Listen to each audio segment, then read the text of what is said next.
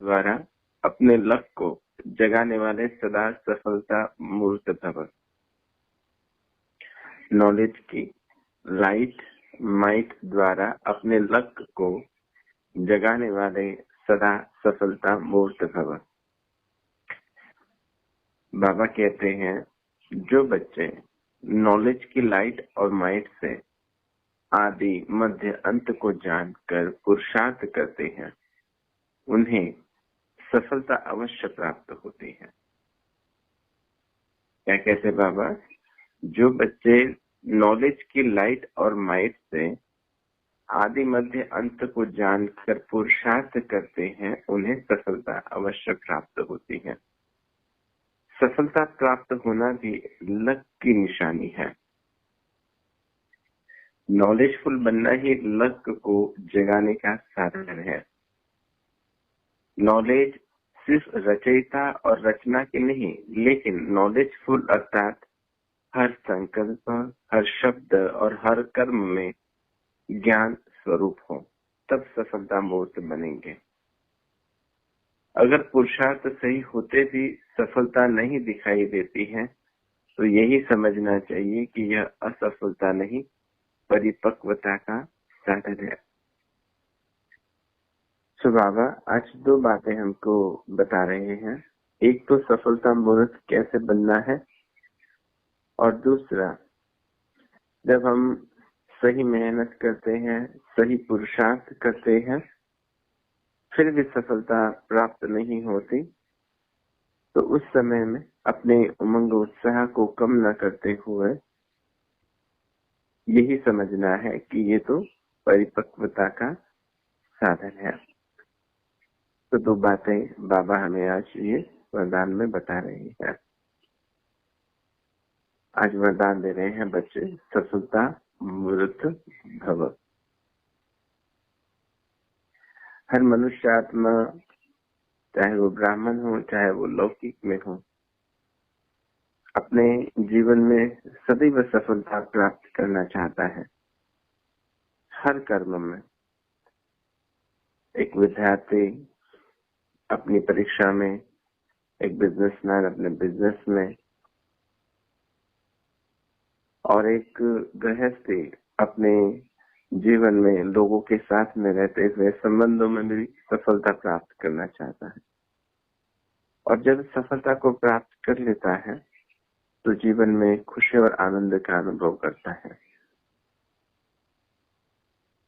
और मनुष्य आत्मा के लिए जीवन का यही लक्ष्य है कि वो हर कर्म जो कर रहा है खुशी को प्राप्त करने के लिए, आनंद को प्राप्त करने के लिए, वो औरों को भी आनंद देने का प्रयास करता है, औरों को भी खुशी देने का प्रयास करता है।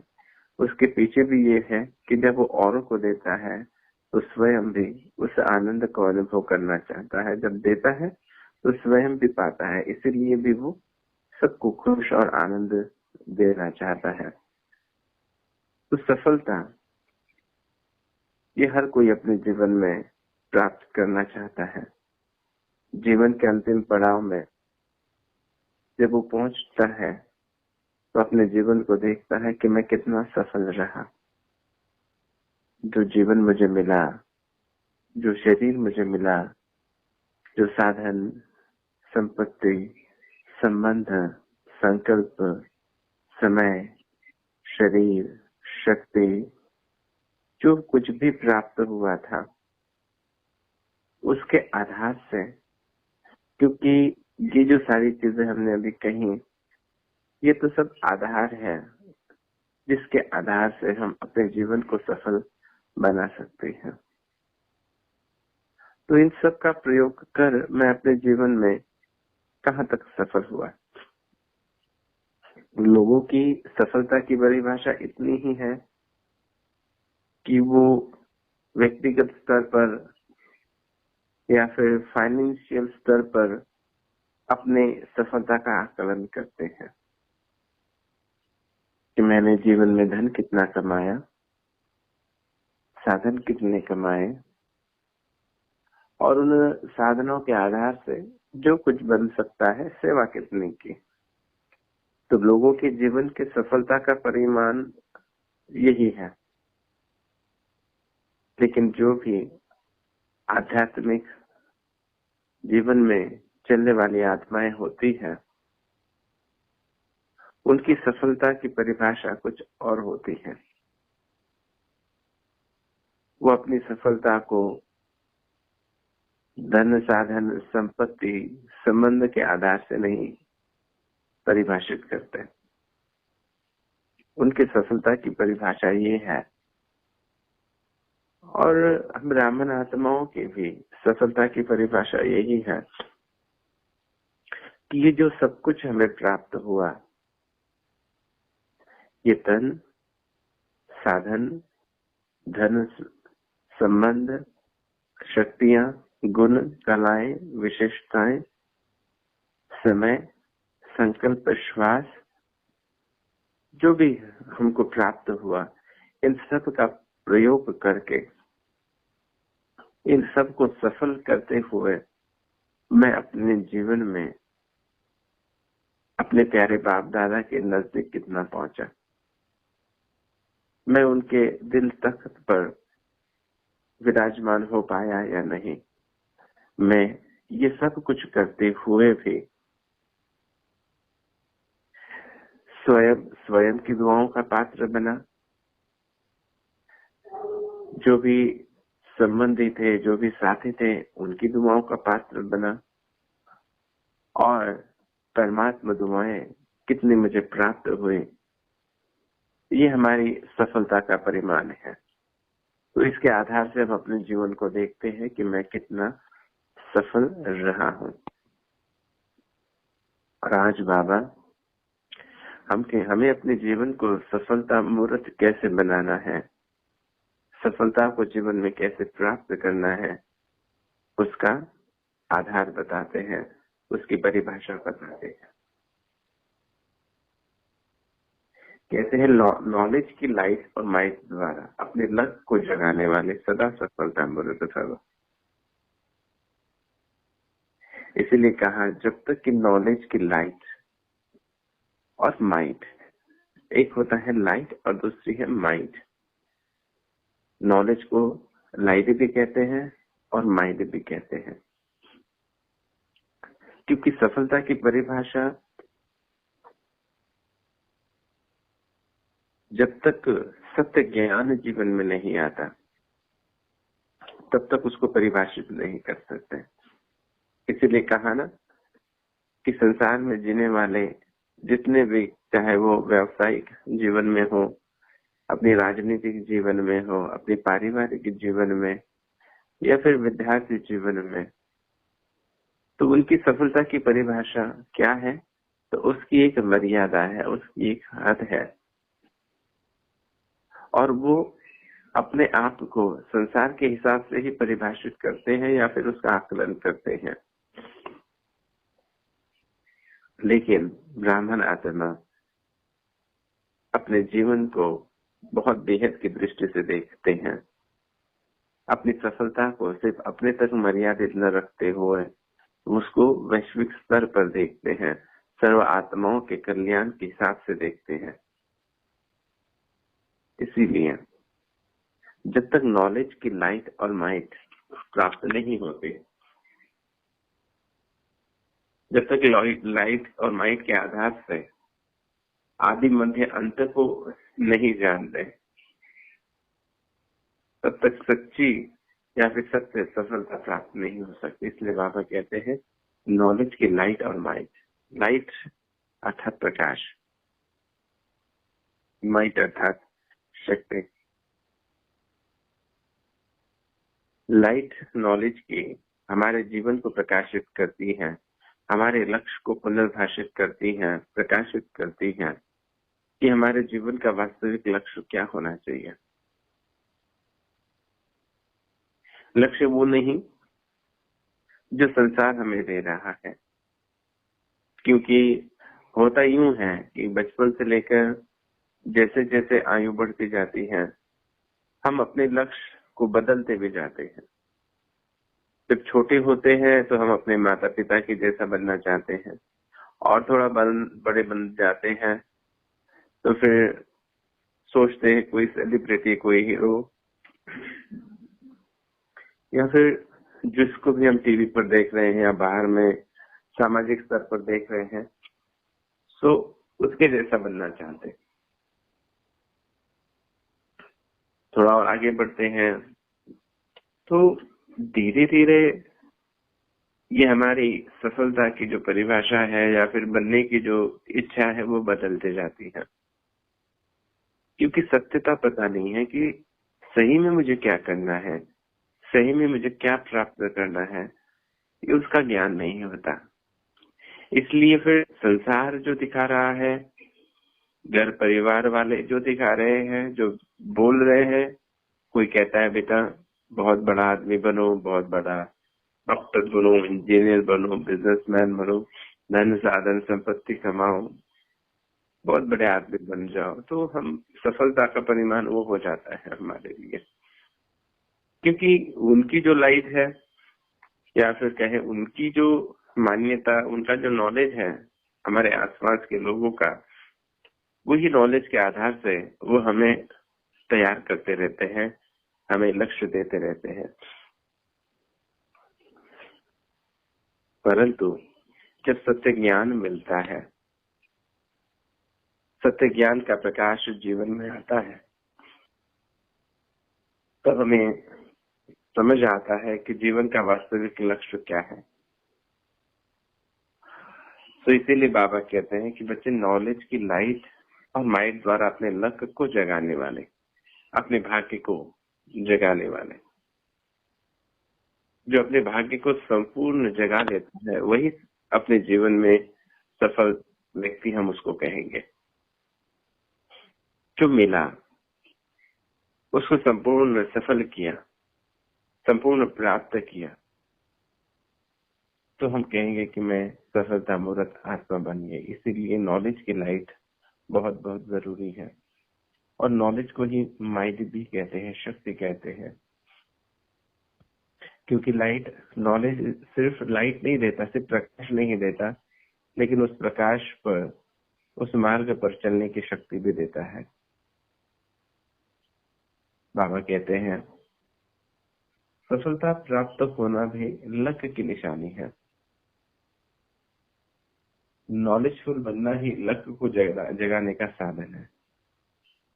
कितनी सुंदर बात कहते हैं बाबा, नॉलेजफुल बनना ही लक्ष्य को जगाने का साधन है।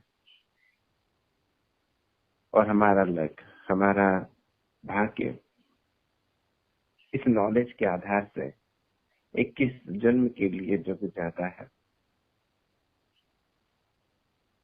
संसार का जो नॉलेज है, उस नॉलेज से तो एक जन्म की प्राप्ति, एक जन्म में कुछ प्राप्त होगा, कुछ विशेष। यहाँ पर 21 जन्म का भाग्य, राज्य भाग्य आत्माओं को प्राप्त हो जाता है।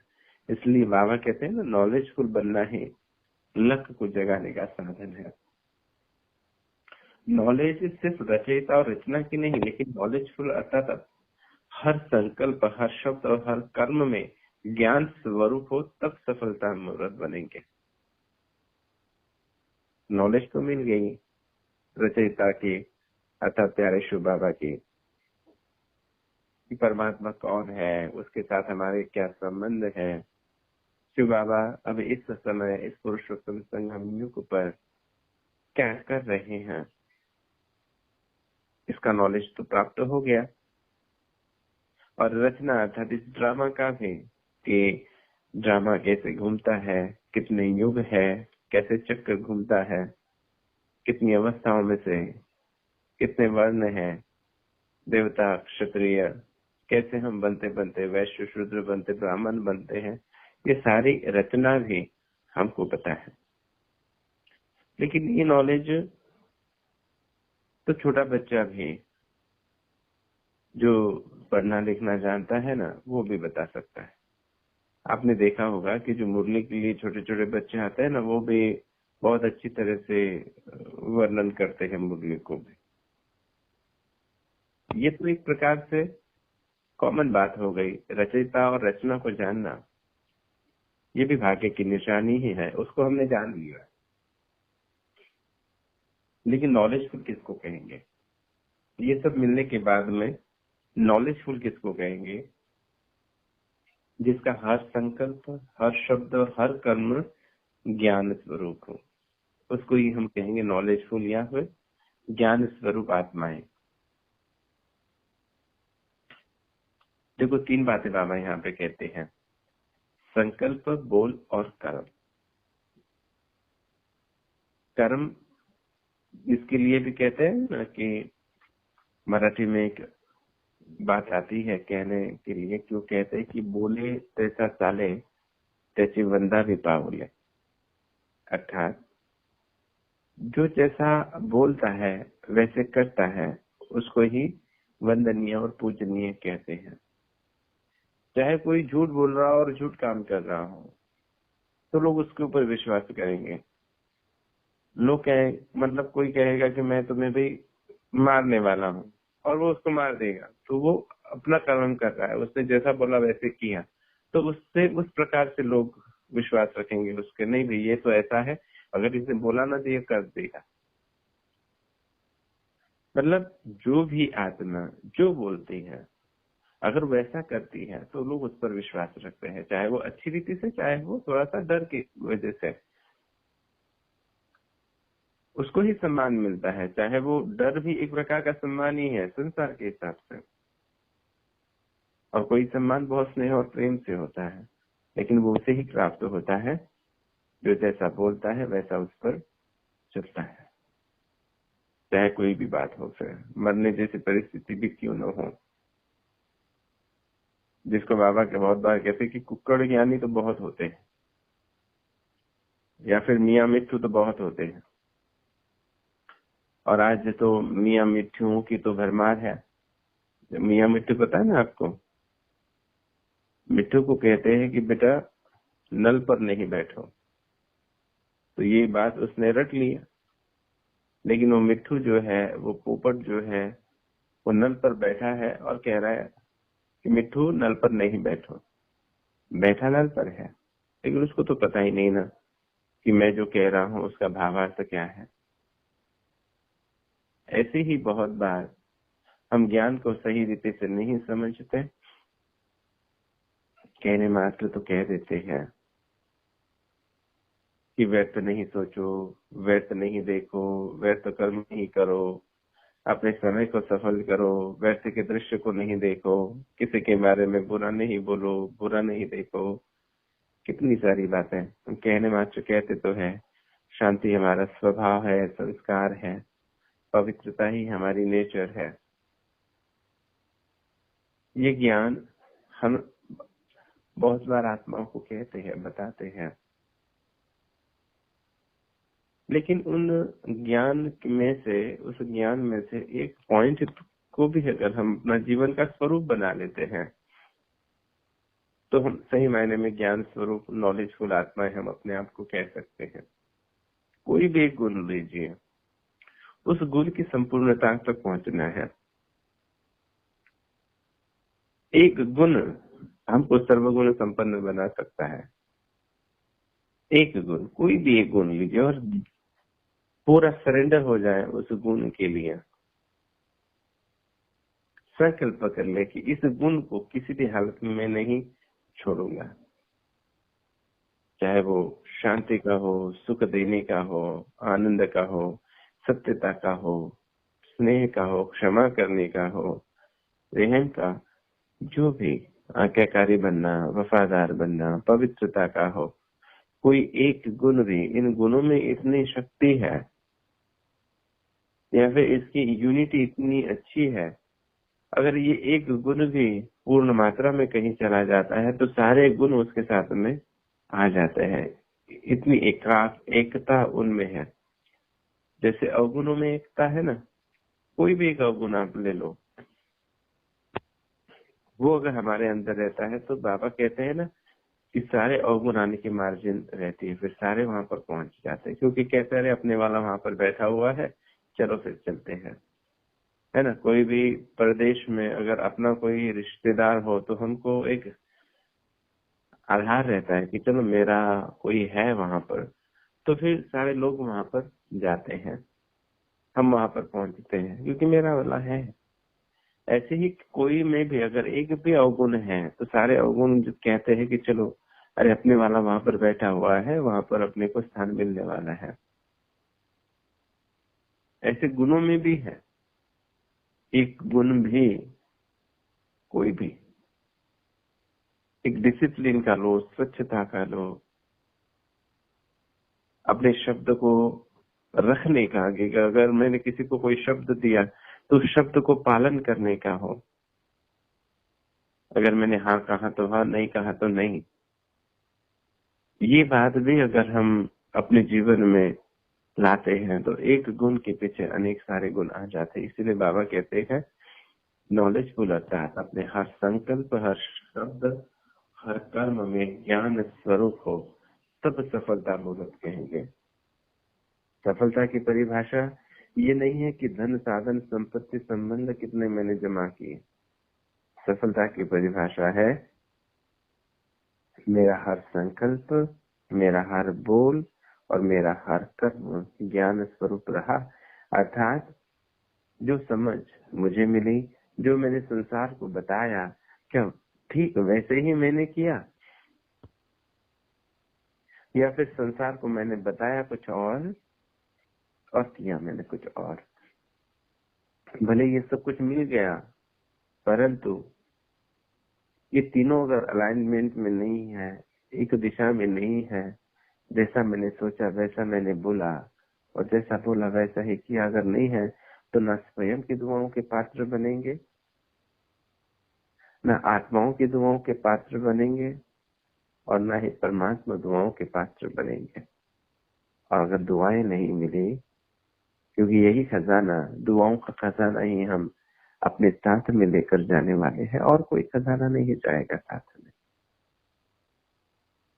ये तो सारी चीजें यही रहने वाली है, और यही दुआओं का बल विपरीत परिस्थितियों में भी आत्माओं को मदद तो करता ही है ना। तो सबसे पहले स्वयं की दुआएं प्राप्त होना बहुत बहुत जरूरी है, और वो तब होगी जब मेरी सोच, मेरे बोल और मेरे कर्म एक दिशा में होंगे, बिल्कुल एक्यूरेट होंगे। तभी आत्मा संतुष्ट रह पाती है। तभी आत्मा जो संतुष्ट होती है इस प्रकार के कर्म से, वही आत्मा अन्य आत्माओं को भी संतुष्टता प्रदान कर सकती है, और तभी कह सकती है कि हाँ, मैंने अपने जीवन को सफल बनाया, सफल किया।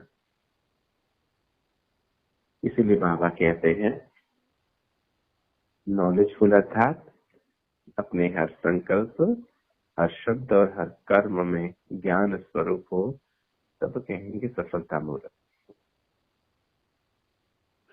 लेकिन कहीं कहीं ऐसे होता है कि हम संबंध में रहते हुए, कर्म करते हुए, हमारे संकल्प भी बहुत श्रेष्ठ रहते हैं, हमारे बोल भी बहुत अच्छे होते हैं, शुभ भावना वाले होते हैं, हमारे कर्म भी श्रेष्ठ ही होते हैं, परंतु संबंधों में कहीं ना कहीं मन मुटाव आ जाता है, कहीं ना कहीं असंतुष्टता आ जाती है। तो ऐसे वक्त में बाबा कहते कि बच्चे निराश और हताश होने की जरूरत नहीं है। अगर पुरुषार्थ यथार्थ है, नॉलेज के आधार से है, आदि मध्य अंत को देख कर किया हुआ है, तो यही समझना चाहिए कि असफलता नहीं है, परिपक्वता का साधन है। अर्थात हमें और मजबूत बनाने के लिए सारी सिचुएशन आई है, अपने मन को और मजबूत और शक्तिशाली बनाने के लिए। इतना सब कुछ करते हुए भी कुछ भी प्राप्त नहीं हो रहा है, तो उस अप्राप्ति को भी स्वीकार करने की ताकत लाने के लिए ये सब कुछ हमारे जीवन में हो रहा है। इसलिए अपनी अच्छाइयों को नहीं छोड़ना। बहुत बार होता यूं है कि हमारी अच्छाइयों को, हमारे गुणों को कहीं स्थान नहीं मिलता, या फिर उसको एप्रिसिएशन नहीं मिलता, या फिर उसको प्रयोग में नहीं लाया जाता, तो हम निराश हो जाते हैं और सोचते हैं कि हमारा कोई महत्व नहीं है और हमारे गुणों का कोई महत्व नहीं है। तो ऐसी बात नहीं होती। कोई आपके गुणों को, आपकी योग्यताओं को महत्व नहीं दे रहा है, इसलिए उन गुणों और योग्यताओं को खो नहीं देना है, अलबेले नहीं बनना है, आलस्य में नहीं आना है, बल्कि उन योग्यताओं को और निखारने का प्रयास करना है। उसको कैसे निखार सकते हैं, उसकी विधि निकालना है। तो बाबा हमें परिपक्व बनाते हैं।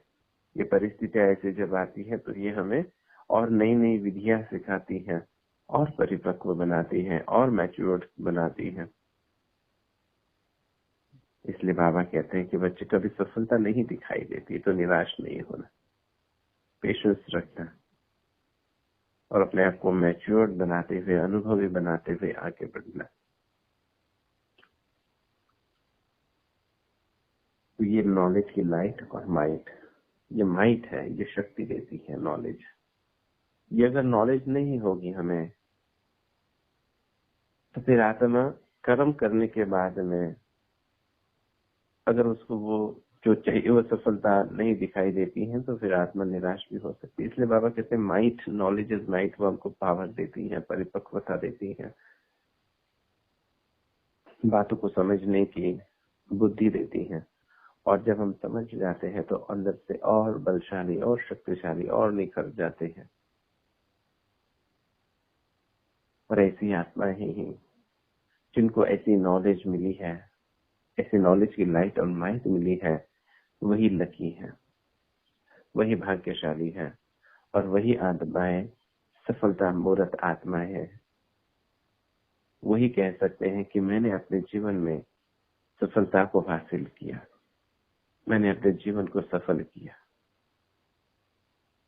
और वही आत्माएं अपने तन, साधन, संपत्ति, संबंध, शक्ति, गुण, कला और विशेषताओं को, अपनी श्वासों को, अपने संकल्पों को सफल कर